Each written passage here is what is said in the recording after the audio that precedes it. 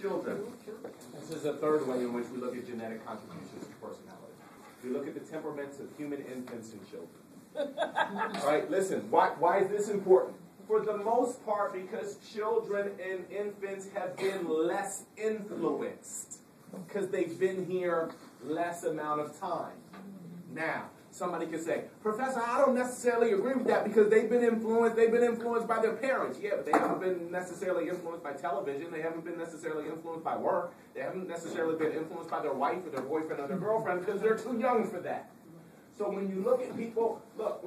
When you look at persons that have been less shaped and conditioned, we can see, oh my God, you have your mother's, you have a temperament like your mother.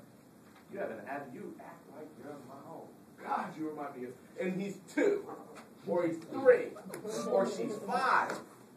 You can see how their temperaments and personality dispositions are influenced.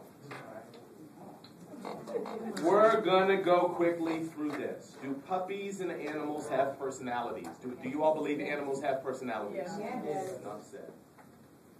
Heredity and temperament. So just know, social psychologists and social scientists and anthropologists and zoologists and animal zookeepers and everybody knows that animals can be moody, they can be happy, they can have the same personality and characteristics that we do. Enough said. All right?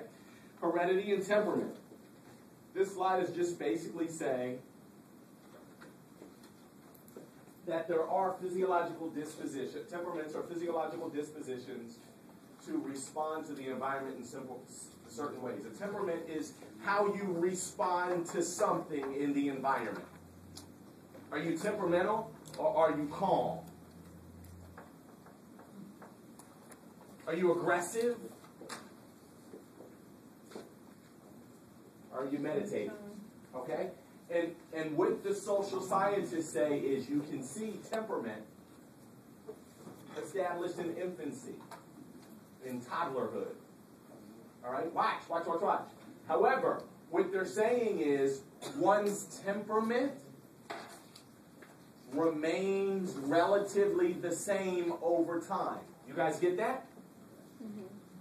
Hear me on this. They're not saying that persons remain stable over time. They're saying that one's temperament, for the most part, remains stable over time. You guys get that? Yeah. So for the energetic boy who's 4, for the most part, he's going to be more energetic at 34 than he is going to be passive, lazy, docile, stoic. If he's very energetic and his parents are constantly trying to keep him from bouncing off the wall at 3 or 4, in some way, shape, or form, he's going to show manifestations of that at 44, 34, so on and so forth. From a temperamental standpoint. You guys get that? Okay.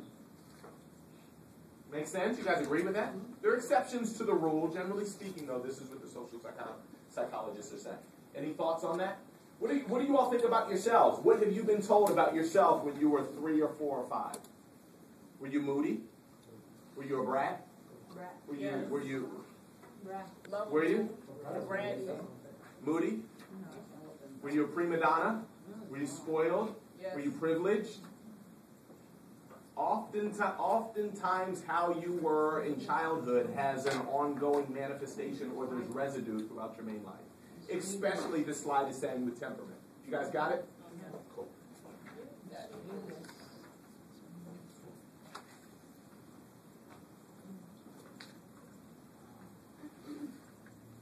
Okay, the definition of heritability. I don't like this definition, but it's the one the book gives us. It's a statistical estimate of the proportion of the total variance. Okay. A statistical estimate of the proportion of the total variance in some trait that is attributable to genetic differences among individuals within a group. Okay. Basically, it's looking at to what degree your heredity influences you to act a certain way. Okay? Okay. Your genes and your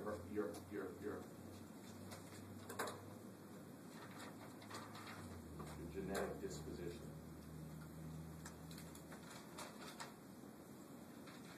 All right, you don't need to worry about that. Okay. Here's what I think Sylvania was making sure that we understand. Okay, it's important not to oversimplify by assuming that it's all in our genes. Mom, dad was like this, so I'm going to be like this. Mom was crazy, so I'm destined to be crazy. Okay? We either select, we participate in the genetic predisposition. We either select it, we either participate, or we choose not to. Just because mom and dad and aunts and uncles and grandmama and granddaddy and so on and so forth had a particular disposition or genetic composition does not mean that one is going to be born bad or born miserable or born dumb or not able to finish school. That's a bunch of crap. Amen. Okay? Genetics influence who we are, but it doesn't control who we are. Big difference. Sound like a true or false question to me. Genetics influence who we are. It does not control who we are. You guys get the difference? Okay. Dinah, a Russian blue cat. Anybody have cats here? Anybody have cats? Cats are some of the more temperamental animals. Nobody here has cats? Nobody here has a cat? Look at you all should see your faces. Y'all, they're so temperamental, y'all can't stand them. Y'all like nobody likes cats because they're so temperamental. They're so moody and spooky and murky. Right, Dinah, the Russian blue cat, is very shy around strangers. Although she is exceptionally snuggly with her owner, she runs and hides anytime she meets a new person. It appears that Dinah could best be described as an introverted cat. True or false? Raise your hand if you think it's true. Raise your hand if you think it's false. Let's read it again. Dinah, a Russian blue cat, is very shy around strangers, although she is exceptionally snuggly with her owner. She runs and hides anytime she meets a new person. It appears that Dinah could best be described as an introverted cat. Survey said... All right. Check this out. If your parents are extroverted, there's a 50% chance that you will be as well. False.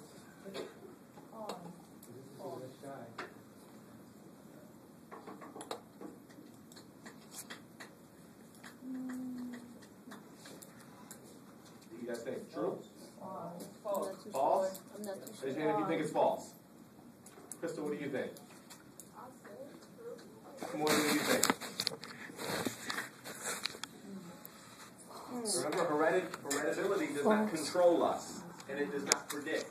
It just gives us a disposition. Just gives us a disposition. Listen, y'all, I'm up in front of you all because I think a lot of that has to do with the fact that my mom and my dad are teachers. Both of them? Both. Both.